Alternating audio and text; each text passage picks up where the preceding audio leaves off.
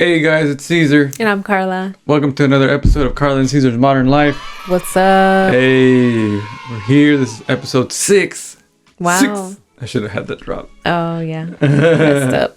We're here hanging out in our home studio as always. We've improved the camera angles. I hope you guys enjoy. We've been trying to do it up nicely. We switched up we did it since was it the last episode? Yeah, 3 weeks ago. We just didn't never talk about it. Right. Rearranged our room and stuff. Mm-hmm. The studio we recorded. Mm-hmm. So yeah, we're excited the right to be here. lighting, the right angles, and everything. Yeah, it takes a minute. It's not easy. Mm-hmm. Yeah, but we figured it out, and we're here. It's popping. Mm-hmm. We had our first guest last week. How did that go? That was fun. Yeah, it was really fun. It was fun. It was cool that we had Alex here, who is our friend that lives with us. Well, she's Carl's sister, but you know what I mean. Yeah.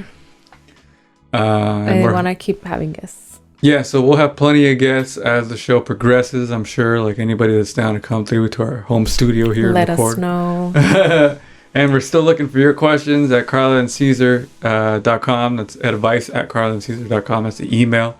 So you can send us your problems and we'll fix them here on the show. That's what we're trying to do. Trying to help you out. Let us help you. Let us help you. So we're excited about guests. We're excited for your advice when you send us those emails. Right now, we're going to get into some life updates. So what did you want to share with us about, this past week or, stuff you've been doing recently? Mm-hmm. Just that I'm obviously between jobs right now. So I'm trying to do a lot at once and just trying to be compassionate with myself as I'm doing all this. Cause it's like, it's hard and I'm like struggling with it, but it's good because it's like I know that on the other side of this is like clarity and like what I'm trying to find in my career exploration. I basically what I'm trying to do is find something that I'm gonna enjoy, and it includes like my skills and my core nature and my values and all that, just so that I don't have to like keep changing my job every time like I decide that it's no longer for me. And I think like it's good to like grow out of things, and it's good to move on when it's time.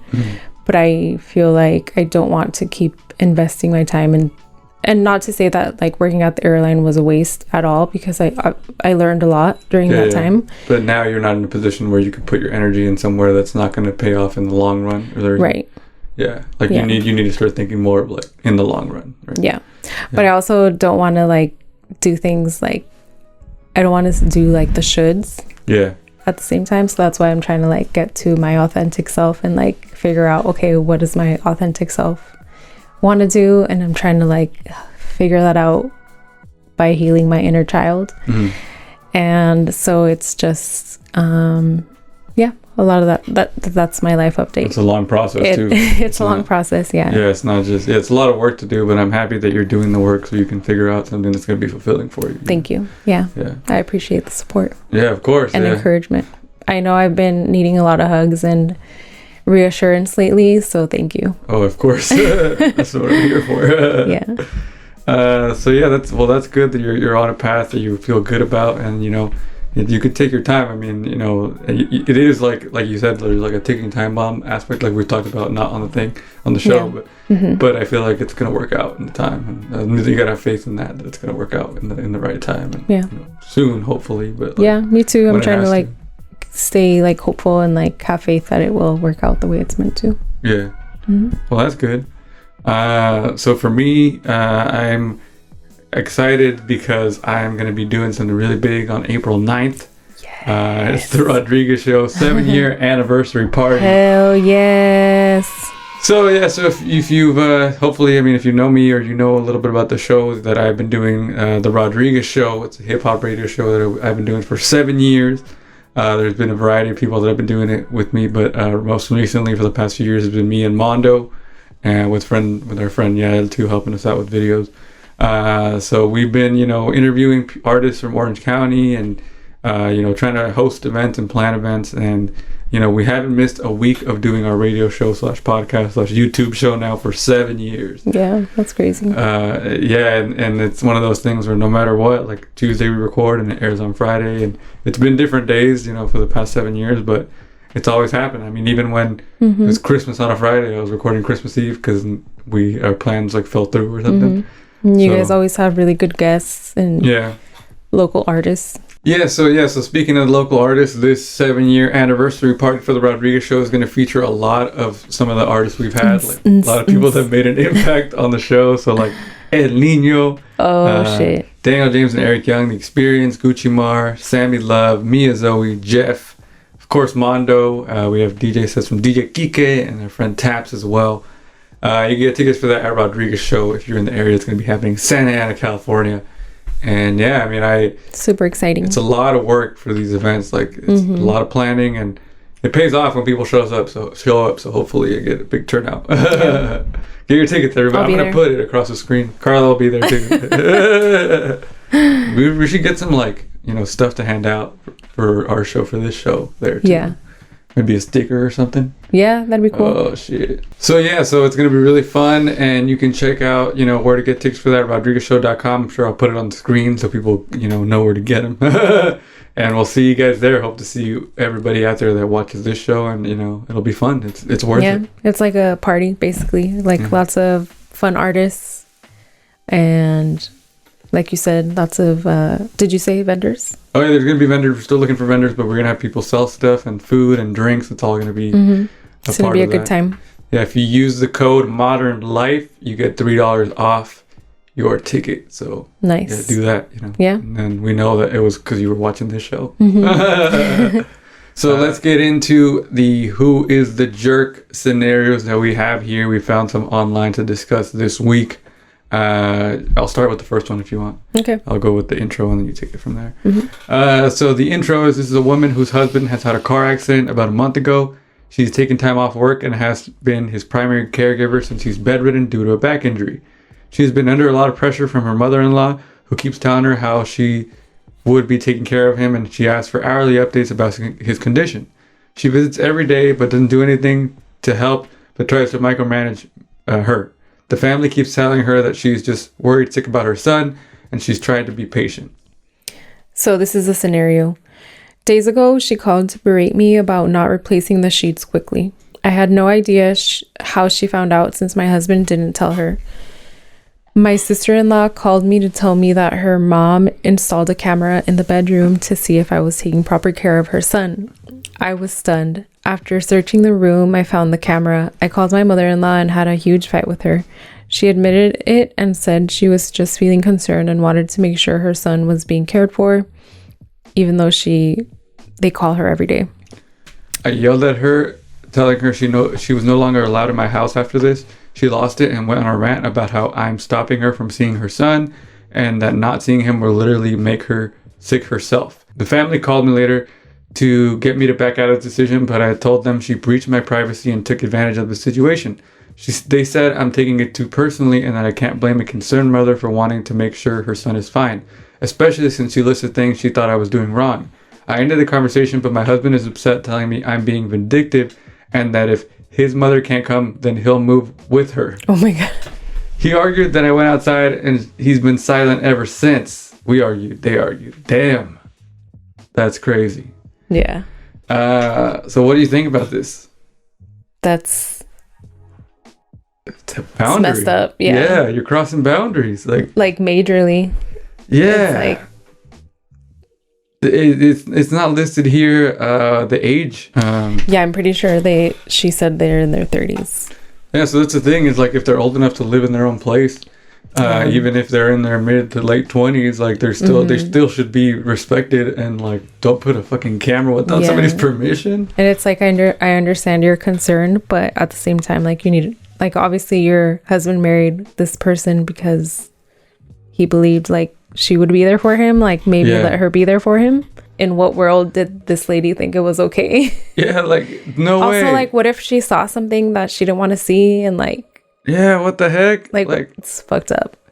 Yeah, like you try to spin it as like a concerned mother, like yeah, she's gonna be, you have the right to be concerned if you're the mother, obviously, but like you don't have a right to invade somebody's privacy no matter what. Yeah, and then she said that she tries to micromanage her, but she doesn't help. Like she tells her like what she needs to be doing, but yeah.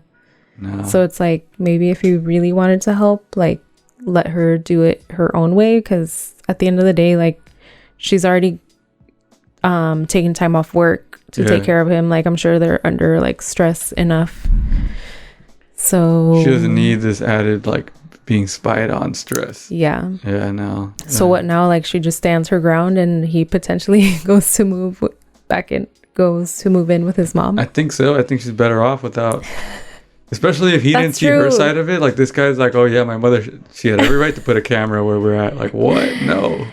Yeah. Damn, some guys can't let go of their moms, like, in that sense. Like, doesn't that seem to be like a trending topic? It's these guys that have been taking care of their whole life, and then their mom still wants to take care of them. Because it tells you everything you need to know when he's like, why did you do that to my mom? It's like, what? Yeah. Damn. No. So maybe she is better off just letting the mother-in-law take care of him, and then he can come back when he's... Or don't come back. Shit. You're still young if you're in your 30s. That's all right, you go ahead and start with this next one. All right, so this next one is a 20-year-old male who has a 32-year-old sister and a 4-year-old niece. The sister has a habit of prefacing stories by saying, "You know what really gets my goat?" Which I had to look it up because I didn't know. So it means she gets annoyed or irritated. Yeah. He says she says it up to 7 or 8 times a day. So he thought it would be funny to teach his niece to say El Chupacabra anytime her mom says it. So this is a scenario. I told my niece it was a monster from Mexico that eats goats, and she didn't seem scared or anything. But apparently now my niece walks around saying El Chupacabra all day, and my sister and brother-in-law are mad at me for teaching her this. But in my opinion, it's kind of adorable and also harmless. But she's my sister's kid, so I don't know. Maybe she needs to stop saying the saying then. Yeah, she needs to stop saying, you know what really gets my goat? The hell is that? That's more offensive than El Chupacabra. Yeah, I just maybe like, why does everything irritate you? Maybe this is a chance for you to... I know, it's cute. Maybe this is a chance for you to address all your the things that irritate you, and maybe take a breath. I don't know. I don't know. Her mom is I don't know. Like she needs to be like a little more relaxed. Like, she's gonna get over it. Like, kids just say shit all day. It'll be 2-3 days, and then she'll move on to like, I'm a dinosaur. Like, yeah, that's funny. I would laugh if somebody did that to us. All right, I got this next one. This person asking has a friend, Dan, who recently found out he might be a father. He isn't sure if the baby is his because his relationship with Kara has been on and off. She offered to get a paternity test once the baby's born and doesn't expect any kind of support until they find out if the baby is his. He's on board with that and appreciates that she's not pushing him into fatherhood if the baby isn't his. The issue is that when he was talking about the situation, he said he also wanted to get a maternity test done to make sure the baby's hers. So the scenario is, it says, Kara is visibly pregnant. We know she's pregnant because she did a maternity photo shoot and posted it on social media, so it's obvious she's not faking being pregnant. However, Dan believes that the baby might not be hers. I tried to explain to him that that's not how biology works, and unless she got an embryo implanted in her, then she's definitely the mother. She's a waitress and works minimum wage, so I doubt she has the money to afford an embryo implantation. Plus, it's ridiculous to think that she'd do all this just to trap a guy who is unemployed and living with his parents at 32. Shots fired. Oh. He's genuinely convinced that the baby might not biologically be hers, despite not only me, his mom, and our other friends explaining that that's not how babies and pregnancy works. He's still insisting on a maternity test and told me that I was being ridiculous and that I'm the one who doesn't understand biology, despite me studying to be an autopsy pathologist, which has required literally years of biology classes. I got fed up and called him a senseless idiot and told him to call me when he gets his head screwed back on straight. Ever since, he's been spamming my phone and has gotten a couple of our friends to spam me as well, telling me I'm being insensitive and just stressed about possibly being a dad. So am I the jerk for calling my friend an idiot? I mean, he is stressed out, but it's like, he's an idiot for thinking that homegirl would fake all this. Yeah, like, I mean, how does your mind even go to that, too? Like, I mean, the person writing this also is the only evidence she has that the girl did a maternity shoot. Like, that's not... No, it said that it was, like, she was visibly like, pregnant. Okay, yeah. She did a maternity shoot. Yep, for sure.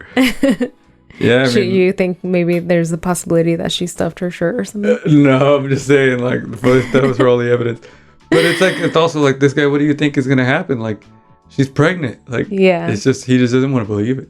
I think that's what it is. Maybe he's like in denial. Yeah. Like, she must not be pregnant for real. But it's like, it's also like, that's what it's more believable for somebody to lie about being pregnant in general than being pregnant and saying it's not their kid at all. Yeah. Like, what? Like, this guy's such a catch over here, 32, no job.